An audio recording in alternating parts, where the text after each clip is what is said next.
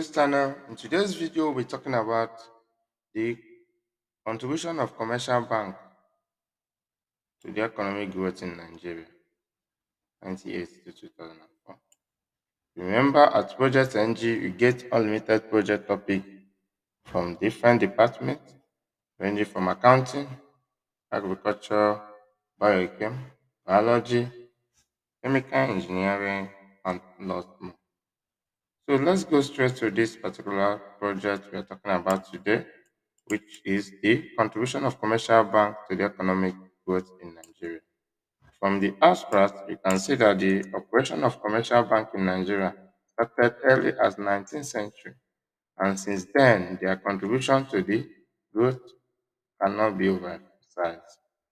There is a strong acceptance of proposition of that financial institution, particularly the commercial bank, contributes significantly to the economic growth.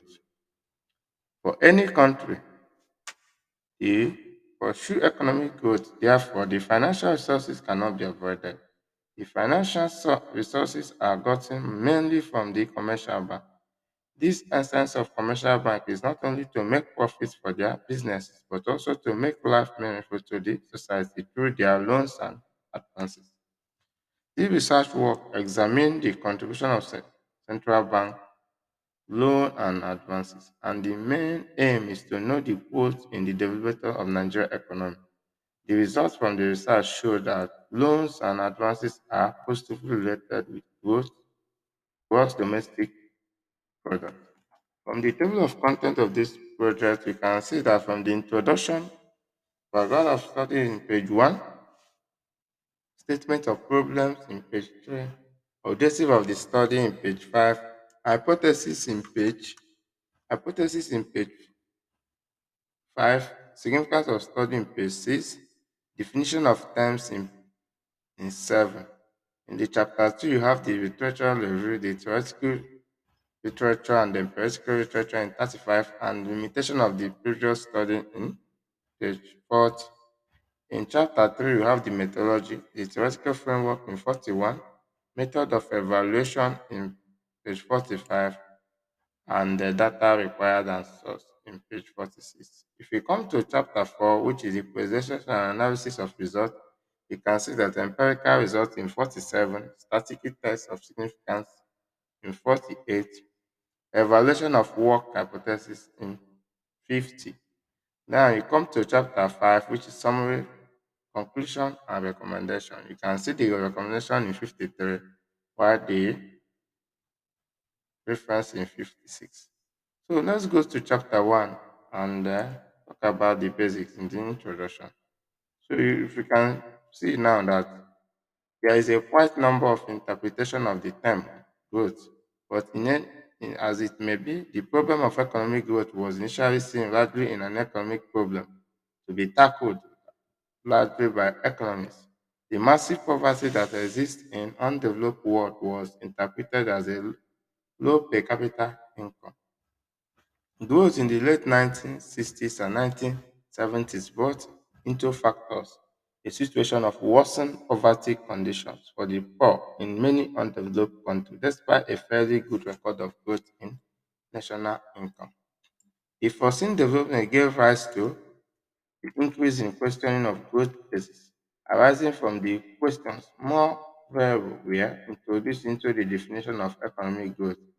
Economic growth inclusive took the conception of enhancing the rate of growth of national income or increase in the rate of growth per capita output coupled with fair and more equitable distribution of resulting output. The latter condition of the cost implies improved condition of employment as well as increased provision of social services. Indeed, the stress of computation of the economic growth became focused primarily on the provision of basic needs of the masses of the people. However, a wider interpretation of the concept of economic growth emerged in 1978 when economic growth was defined or referred to as the increase in real output or real per capita output of an economy. This implies that the standard of living of people in a country is the best measured in terms of their real output per Yes.